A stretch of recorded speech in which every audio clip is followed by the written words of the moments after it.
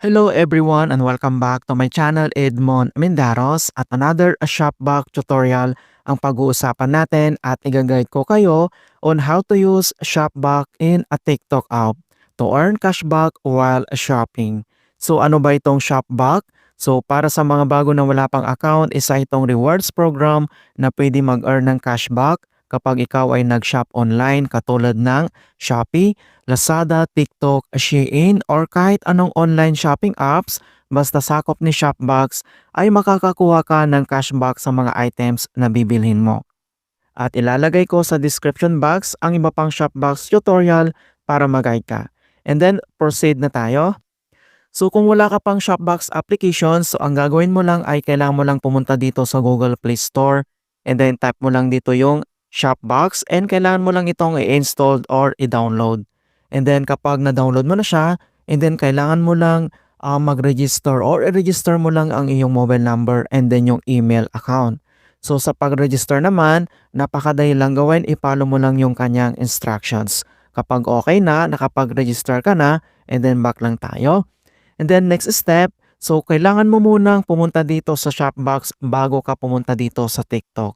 So yan yung lagi nating tatandaan mga kaibigan. Dito ka muna sa Shopbox pupunta. Okay, so click mo lang yan. And then dito sa ating Shopbox homepage and then kailangan mo lang hanapin dito yung TikTok Shop. So dito lang sa baba ay kailangan mo lang iselect dito yung all stores. So click mo lang yan. So dito sa all stores ay makikita mo lahat dito yung mga apps na pwedeng gamitin natin para maka-earn tayo ng cashback dito sa Shopbox. So dito lang sa marketplace ay kailangan mo lang iselect dito yung TikTok Shop. Okay, so click mo lang yan. And then makikita mo dito yung additional informations bago tayo mag-proceed. So marketplace, TikTok Shop, 0.5% cashback and all products, 0.5% yung makukuha natin. So dito naman sa kanyang cashback timeline, purchase muna and then matatrack siya in 8 days and then mako-confirm siya and then within 60 days. Okay, so kapag okay na dito, so dito lang sa baba ay makikita mo dito yung shop online. So kailangan mo lang i-click yan. Okay, so click lang natin yan. And then madadirect tayo dito sa TikTok apps natin. So we're tracking your cashback mga kaibigan. Ibig sabihin pwede ka nang mag-add to cart dito. So remind ko lang guys, huwag ka munang mag-add to cart dito sa TikTok Shop para yun ang iselect mo dito. Hindi po. Para ma-count po yung cashback, yung ginawa ko kanina na pumunta ka muna sa Shopbox and then i-click mo lang yung TikTok Shop and then go online mo lang siya. Okay? So kapag nandito na tayo and then pwede ka nang mag-add to cart. So select ka lang dito kung anong items yung gusto mong i-add to cart. Okay, so for example, ito yung bibilihin natin. So itap mo lang yan. And then kailangan mo lang i-add to cart. So add to cart.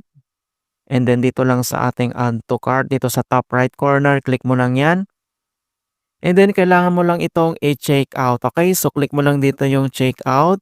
Kapag successful na yung items mo, kapag na-receive mo na yung items, and then doon na mag-start ma-process yung cashback. So nakalagay naman doon, may process po yung ma-receive natin na earnings. Okay, so purchase, and then ma-process mo na yung ating confirm, and then yung kanyang redemption mga kaibigan. Alright? So kapag okay na siya, and then ganun lang po kasimple mga kaibigan. So remind ko lang guys, huwag ka munang mag-add to cart dito na items dito sa TikTok Shop para dito mo i-select sa Shopbox mga kaibigan. Di po.